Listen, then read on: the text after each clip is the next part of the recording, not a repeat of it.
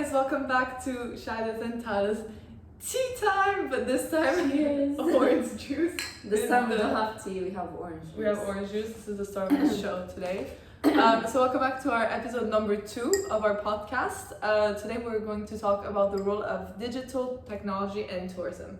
So Tala will provide us with the definition once again. Of digital tourism. Okay, so according to an article, which is called, it's a very long name, it's called Digital Tourism is the Challenge of the Future, a New Approach to Tourism.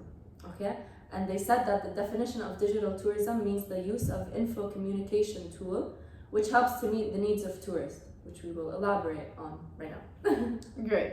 So where is digital tourism found? Well, digital tourism is now found everywhere as it's part of the new era of new innovation.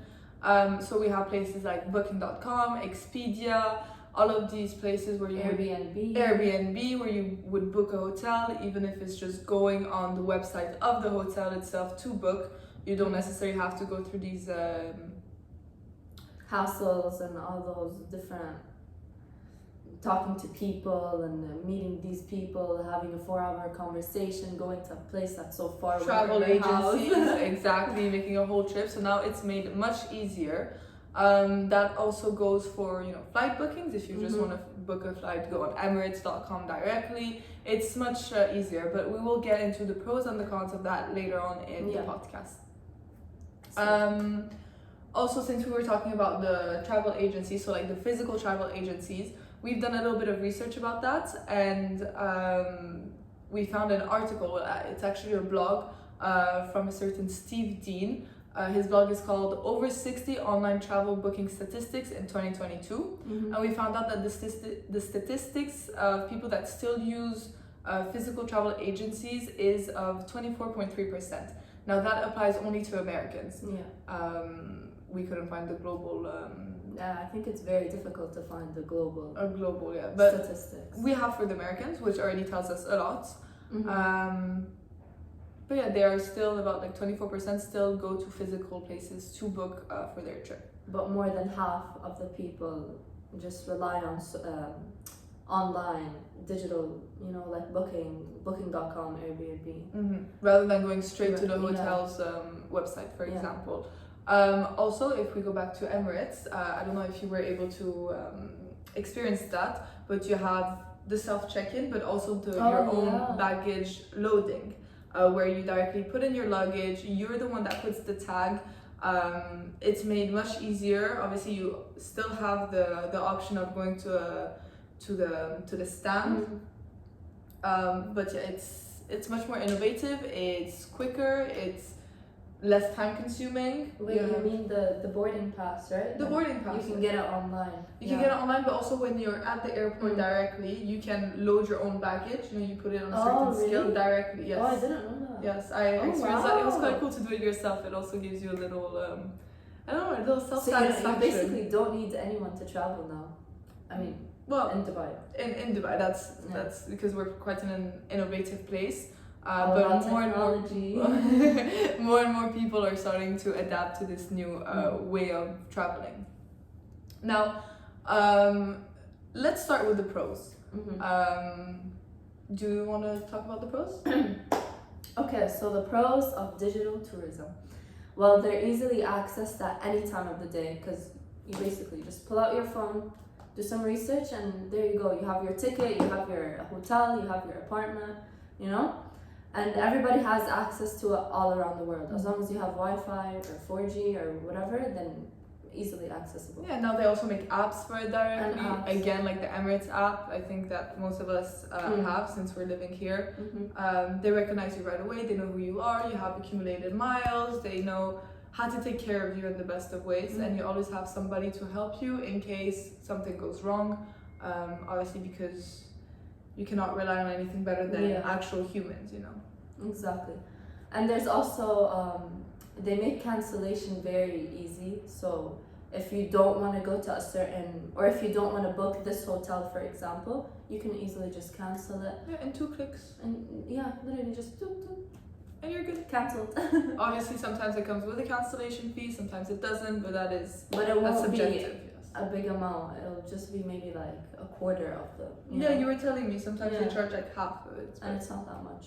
Alright. But also there's like a certain deadline, like a day before your actual date, then that's when you get a cancellation fee. But the days before, you're fine. Okay, and also process is less of a hassle, so it's more quick and efficient. And and there's also more offers. So for example, you can have like a promo code for a certain like Airbnb or Booking.com, or maybe even like a flight. Like actually, that is all. I was actually looking at Booking.com yesterday because I am planning for a trip. So it's good also for us, to truly experience what it's like, to be able to tell our viewers exactly what it's like, from a point of view of people that experience it. From tourists, exactly. People that go through this process, not on the daily, but quite often.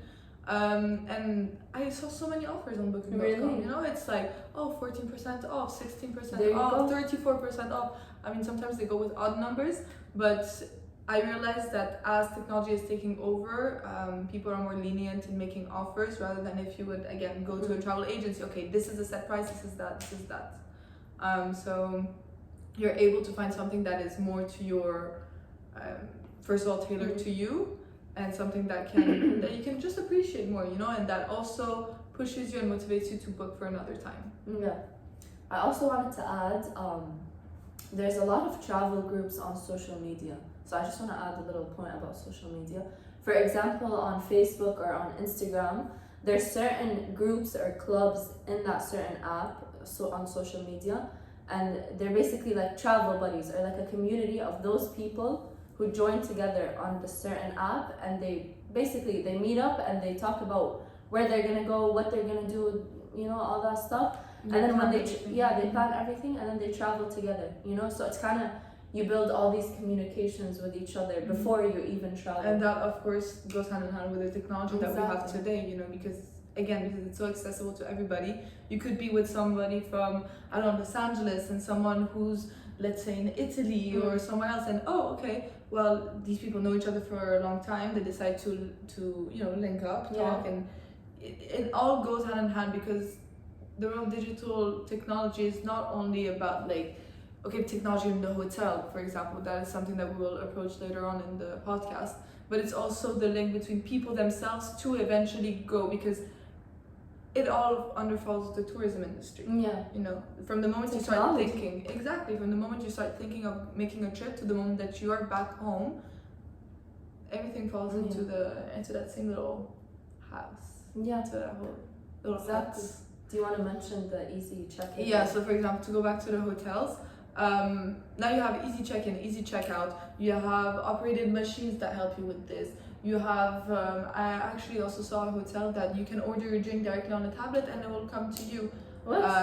Now in Japan and places like this, they have robots. We also have robots here. We're starting slowly, but Japan in that sector is way more advanced and already took a different approach, or a quicker approach to it.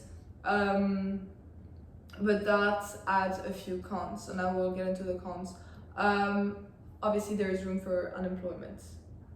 There's a lot of unemployment because there is this new, well, it's not really new, but this new topic of discussion that robots are going to overtake humans, in their jobs, whether it's in the tourism industry or not.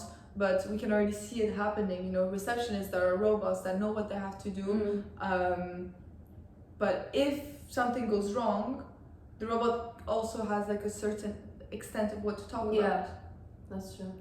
But so there always needs to be a human behind it. Also, I feel like in general, websites like Booking.com and Airbnb and stuff like that, you don't need actual people anymore. You don't need travel agencies. We depend on websites and digital tools so much.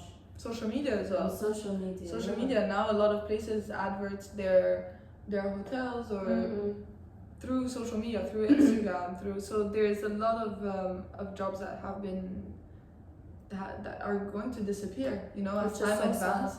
It is sad, but then it's either this or innovation. You cannot have both. at least from what we've discovered so Yeah. far.